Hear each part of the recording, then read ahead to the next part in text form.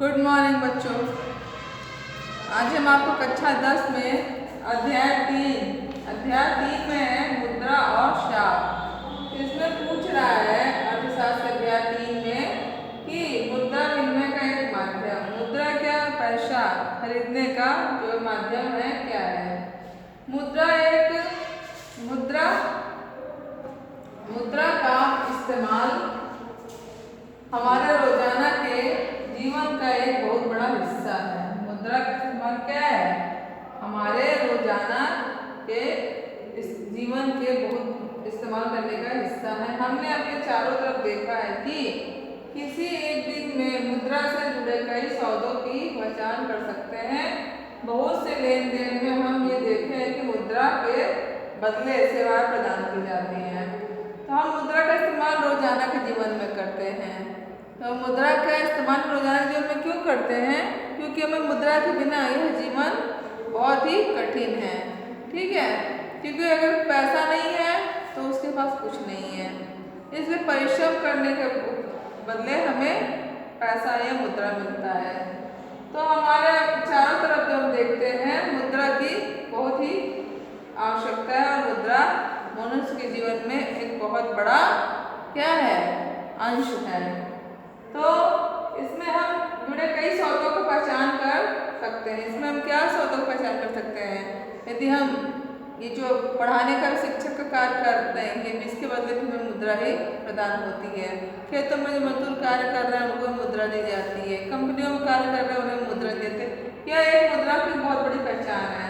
तो बहुत से लेन देन में हम ये देखते हैं कि मुद्रा के बदले सेवाएं प्रदान होती हैं। तो इसमें क्या है, लेकिन कुछ मामलों में हो सकता है कि लेन देन होते वक्त मुद्रा का कोई आदान प्रदान न हो, केवल बाद में भुगतान करने का वादा हो। तो बहुत से ऐसे काम होते हैं उस समय तुरंत मुद्रा का आदान प्रदान नहीं होता है। वह उस वक्त यह तय किया जाता है कि हम बाद में इसको आपको दे देंगे। तो इसमें भुगतान न करने का वादा दिया जाता है। तो इसमें आपने यह सोचा है कि खरीदारी मुद्रा के जरिए क्यों होती है? कारण बहुत सरल है। जिससे व्यक्ति के पास मुद्रा है वह व्यक्ति किसी भी वस्तु या सेवा खरीदने के लिए आसानी से कर सकता है।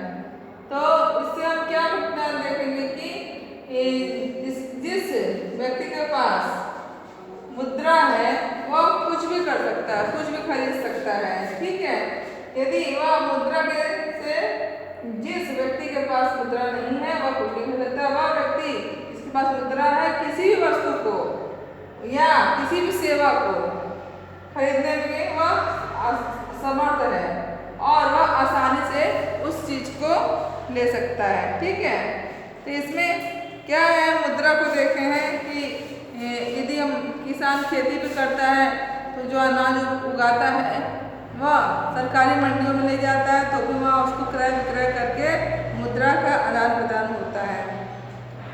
तो इसमें यही बताया गया है कि आवश्यकताओं का दोहरा संयोग कहा जाता है।